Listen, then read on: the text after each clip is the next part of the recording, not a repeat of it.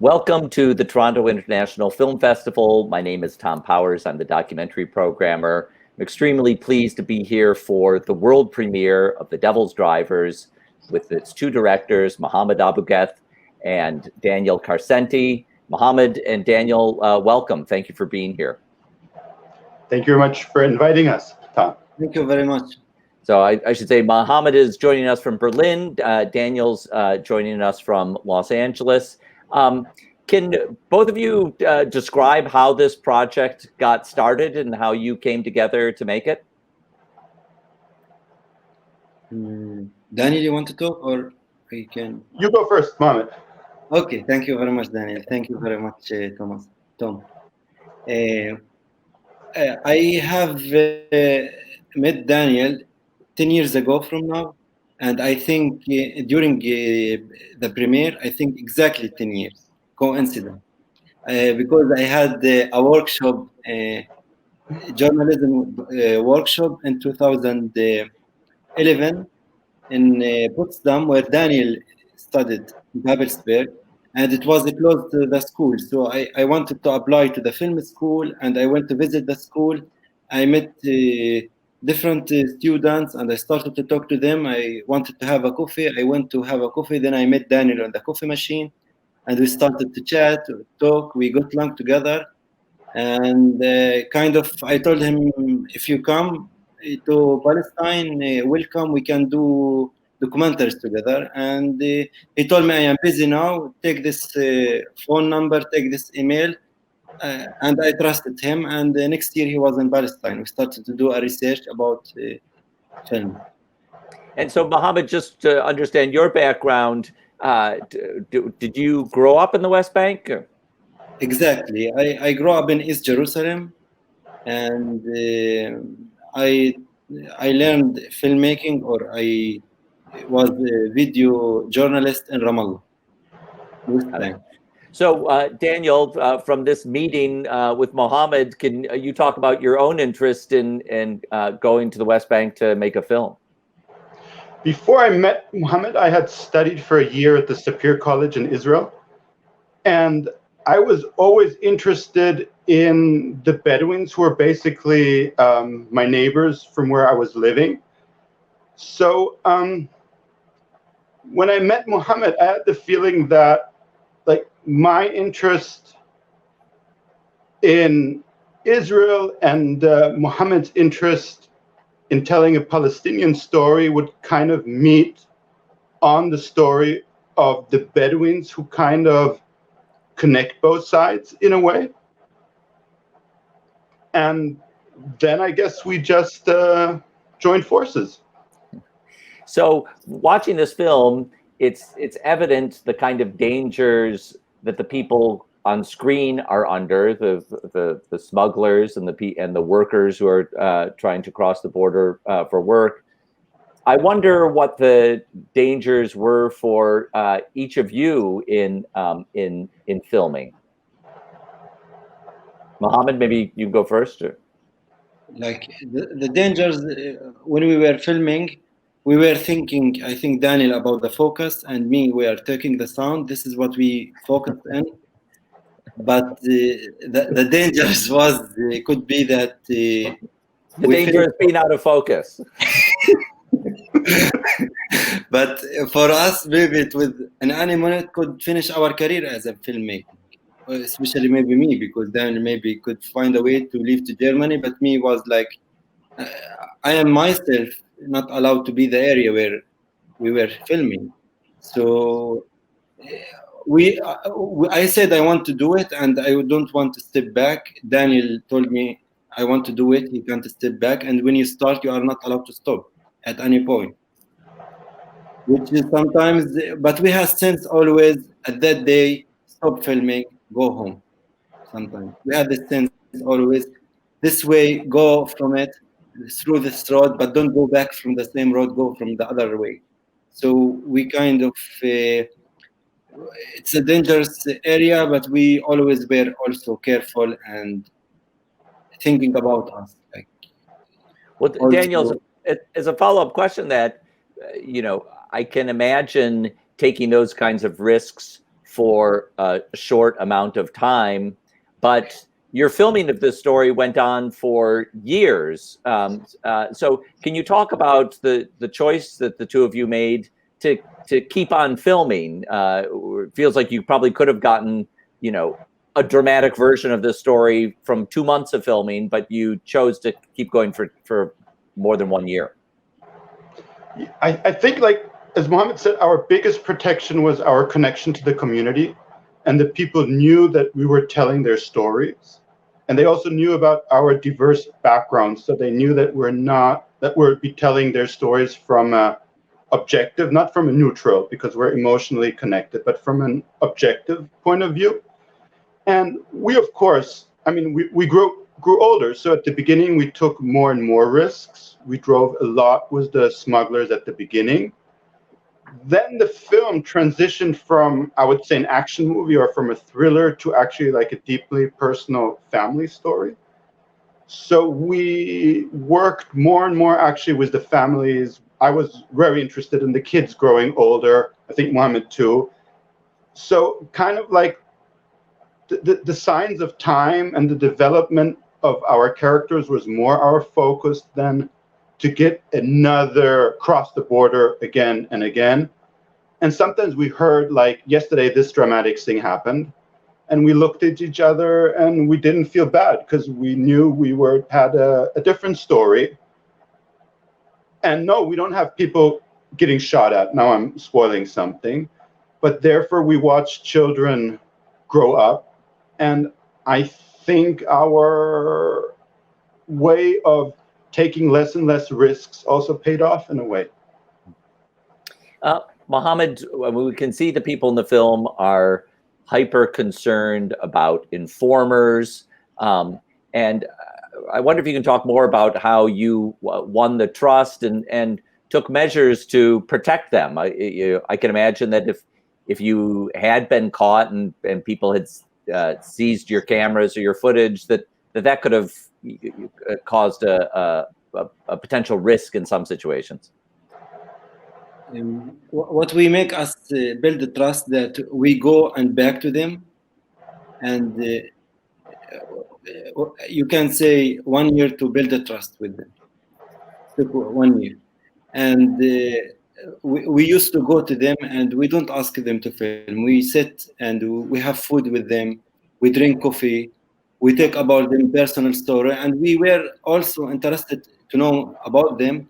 Honest, we were like, me and Dali shook about this daily life, which they see that we are honest with them. We are not coming to, like, we treat them, we leave the camera, we go back, we talk to them, we ask them about, Arabic tradition. You have to speak about how is your father, how is your daughter, how is the school of the children. So we were honest with them, and they are clever to know that we want to tell their story. Especially the main protagonist, he knew that we want to tell his story from our heart, that we are not coming here to just to make film or to do something else. So they can see it in our face, and we became kind of not a friend or not a co-worker together with them, but we built this connection with them that we are around them many times without filming. Sometimes we go home, we don't film. So for us, it was important for us that we also, sometimes our reaction to their story, they see that we are like, wow, what kind of life both of you have, or what kind of life, like we are touched to them, and also would like to help them, but they know that we can't help them. So we also started to do jokes with them, and they, like many things that they started not to be to like us, but sometimes when they have a free time, they like to hang out with us, because we also don't always film or bother them. And then they told us that this is always, we go there, they told us, you come always with the easy days for us.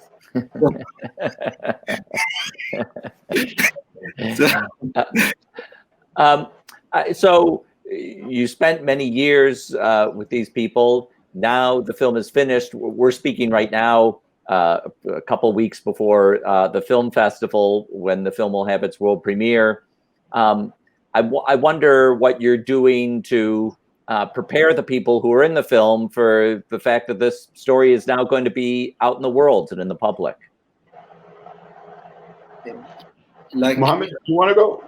Yeah, I go. I talk to them, like, because like they don't understand sometimes that we call spent years, they don't understand what we are doing with them.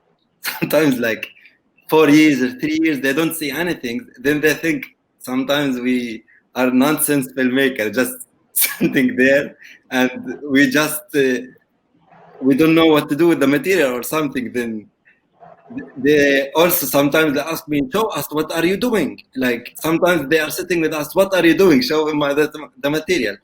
And we tell them, yeah, we edit, we want to do more material. And they don't understand what we are doing, honestly, sometimes. They told us last week, I wanted to see if they are fine. And he told me, like, show me what you did.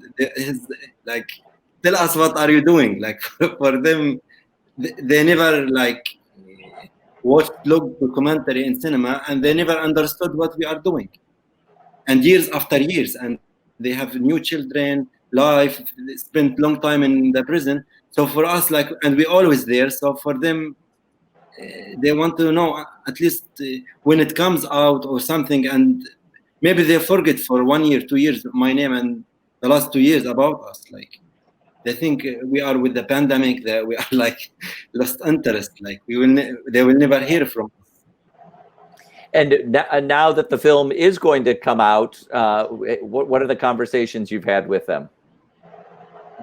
I told them it will be, they told me it will be the premiere in Europe. I told them no, Toronto in Canada, and it's very big festivals, and you will be famous. He told me, what does it help me to be famous? I told him, you will be star. He told me, yeah, people in the village knows me. Like, I don't know me. I was like, okay, what can he, like, I tried to give him an honor, and he was okay. He told me, yeah, like when you come back to Palestine, let's meet and drink coffee. Like, kind of like, honestly, maybe until now they don't understand that it's something big for this film, but it's okay. I am like, I will talk to them after the premiere. I told them like how many people, and yeah. Daniel, it was about 6 weeks ago when I reached out to you on Zoom to invite the film, and it was a very emotional response that you had after so many years of making this. I wonder if you can talk about the things that are going through your mind for you and Mohammed after your years of work on this to know that it's finally going to get seen. I think it's still hard for me to talk like serious about it, because in a way, Mohammed and me, we slept like often on the floor of either friends of ours or even our protagonists. We often, we didn't know ourselves that one day we would be at a big festival. For us, it was like often connected also to self-doubt, to the question, will this be a film? Will this be finished? Will we have a story? Will we hopefully not go to prison? Will we hopefully not like lose our camera? And suddenly we are here and we're overwhelmed and happy in the sense that our story actually really resonates to other people. We often thought like this is something that only interests like him and me, and suddenly the idea that the humanity that we captured with Hamouda and Ismail is something that other people can. I really notice how hard it is for me to. Maybe Mohammed, you want to help? Yeah. No, it's okay for me. I when I got the email, I was in Italy. Like I had to visit. My actress invited me for her birthday. I went to meet her parents, and in Genoa, it's like. And I got the email, and I told all my friends in Italy, and they were super happy. But honestly, I was like, I didn't realize this. Like they told me, yeah, it's a joke. No, I showed them the emails. Still, oh wow. I needed honestly 10 days to realize that it's accepted as this. 10 days, and I think like it will be cancelled 1 second. It will be something happened. I'm not excited because if I get so excited, then it cancelled. Then it will be for me heart attack or 10 days. 10 days, I think I was like, until I came back here, I started to write emails, and yeah, it's like I have the confirmation. So yeah, it's like 10, maybe more than 10 days until now. Like, Well, as I wrap this up, Daniel, let me start with you. What are your hopes for what people take away from this film? I hope that people see what they have in common with our protagonists. I hope that they see them not as poor victims, but as survivors, people who through their skills and their knowledge of the world in which they live, overcome the harshness and the brutality of their world.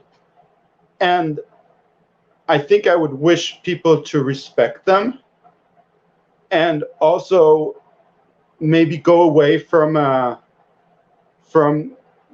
this cliche of how people in the Middle East are, to a very realistic, humanistic image of our protagonist, of Hamouda Ismail.